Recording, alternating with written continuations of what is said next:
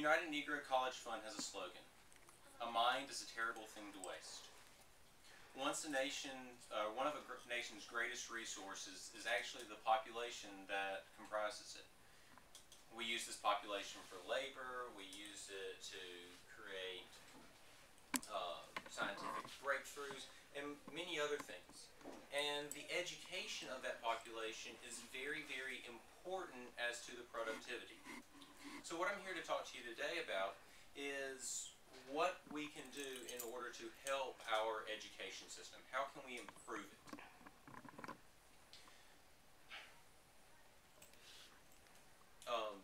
My audience, y'all are all educators, okay? Y'all are teachers, secretaries, administrators. Y'all are the essence of educators, but even other people are educators when they don't even know it. Whether they be observed as they are walking down the street, they're going to be able to teach somebody something, okay? Whether about their lifestyle, things like that. Anytime that you interact with somebody, you offer them the opportunity to learn, whether it be about you or something that you're going to tell them. I've taught test prep for the past 3 years. I've taught in one-on-one situations. I've taught in front of classrooms. I've been in a family of teachers. My wife's a teacher. My sister-in-law's a teacher. My mom was a teacher. I have seen teaching from many different standpoints. So the first thing that we're going to take a look at today is a problem that exists with our education system. Next, we're going to see how we can go about fixing that problem. And then lastly, we're going to look at the benefits of those changes. So now that we've looked at where we're headed briefly, let's take a look at the problem that we have. According to the Program for International Student Assessment, or PISA, in 2009, students in the United States ranked below students from countries such as Korea, Singapore, Canada, Belgium, in the areas of reading, math, and science. Test scores are test scores. I think we all know that. We always want to be on the higher end of those scores, but what does this actually tell us? Well, according to Stanford economist Eric Hanushek, learning has a significant impact on a country's economic growth. So, if we can increase our test scores, if we can increase our ability on these metrics that are put out, we should be able to increase our country's economic ability and keep us at the forefront of the countries in the world. So, who's to blame for where we actually stand? I for one, say it's not actually the educators. The biggest blame that I see is that, well, our policymakers have increasingly focused their efforts on the lower performing students. Currently, we actually spend about 2 times as much money on the lower performing students as we do somebody that is average performing. And that is according to the Special Expenditures Project. So now that we've seen the problem that we have, let's take a look at how we can go about solving it. Well, the way that we can go about solving this is that we have to realign our focus so that we're no longer focused on the lower end of the spectrum. Okay? Now, I'm not by any means an advocate of completely neglecting lower performing students. Not at all. I just think that we need to realign our money and spread it out to everybody. So, you're probably thinking, I'm just a teacher, I'm just an administrator, I don't make these policies, I don't make these laws. Well, you can actually have an impact as well.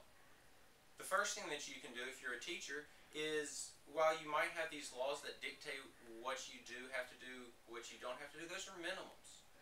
You as a teacher can prioritize making sure that you are reaching out to those higher kids with higher order thinking questions. reaching out to those middle kids, making sure that you're putting in the effort. Yes, I know that there's only so much time in the day, okay?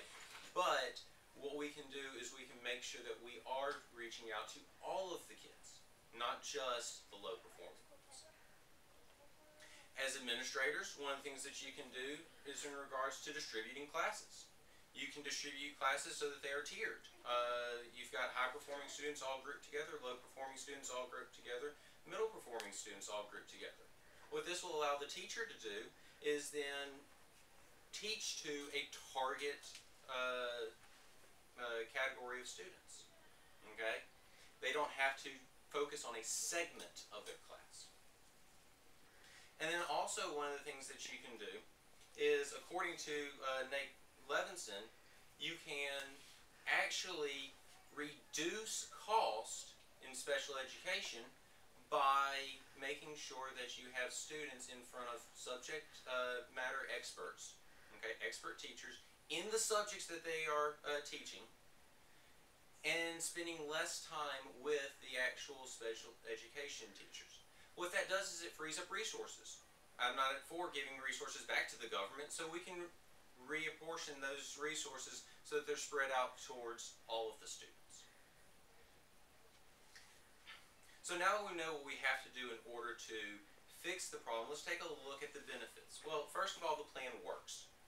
The first benefit is that the shift has been shown to increase measures of educational success. According to a Time magazine article by Nancy Newberry, in 1970, the number of doctorates awarded had risen 15% over the previous year. Okay, that came as a backlash to the Russian Sputnik, and then we put increased emphasis on gifted students. Currently, we're at about 3.5% increase per year in doctorates, and we have been there for the last 10 years or so. Also, the typical American way to solve any problem is just throw more money at it. Okay, it's actually been shown that that doesn't work. According to a paper co-written by Shania Wilson, who's a PhD, we have increased spending by 50% in the last 20 years. Okay, however, our ability has actually remained relatively flat. Okay, our performance has remained relatively flat. So increased spending doesn't actually equate better scores. Other benefits we've already talked about. Better educated group means that we might have, or that we will have, better economic potential.